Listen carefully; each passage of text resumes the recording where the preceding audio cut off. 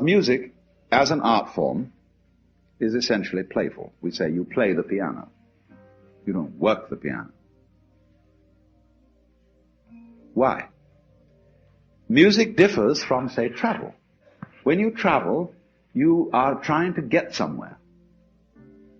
And of course, we, because being a very compulsive and purposive culture, are busy getting everywhere faster and faster and faster till we eliminate the distance between places.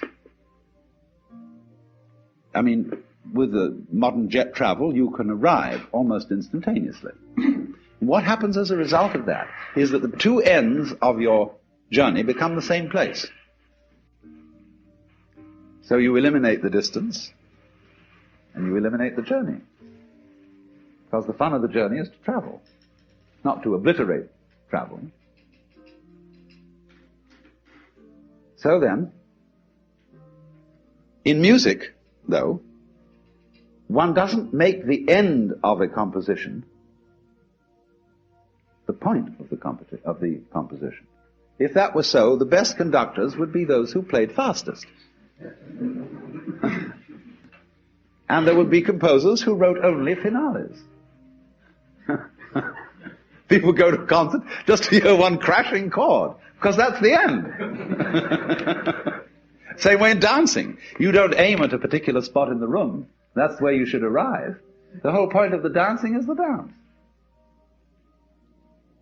Look at the people who live to retire and put those savings away. And then when they're 65, they don't have any energy left, they're more or less impotent, and they go and rot in an old people's, senior citizens community. Because we've simply cheated ourselves the whole way down the line. We thought of life by analogy with a journey, with a pilgrimage, which had a serious purpose at the end, and the thing was to get to that end, success or whatever it is, or maybe heaven after you're dead. But we missed the point the whole way along. It was a musical thing, and you were supposed to sing or to dance while the music was being played. But you had to do that thing. You didn't let it happen. And so, in this way, the human being sometimes becomes an organism for self-frustration.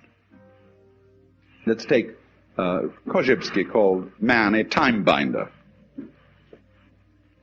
That means that he's the animal peculiarly aware of the time sequence. And as a result of this is able to do some very remarkable things. He can predict. He studies what's happened in the past, and he says the chances are so-and-so of that happening again. So he predicts. Well, this is very useful to be able to predict, because that has survival value.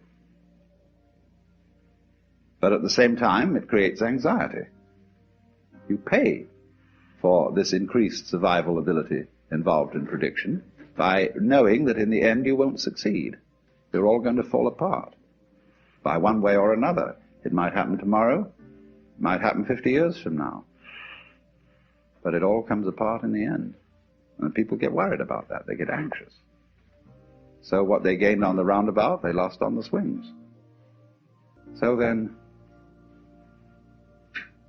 if you see, on the other hand, that existence is musical in nature, that is to say that it is not serious, it is the play of all kinds of patterns.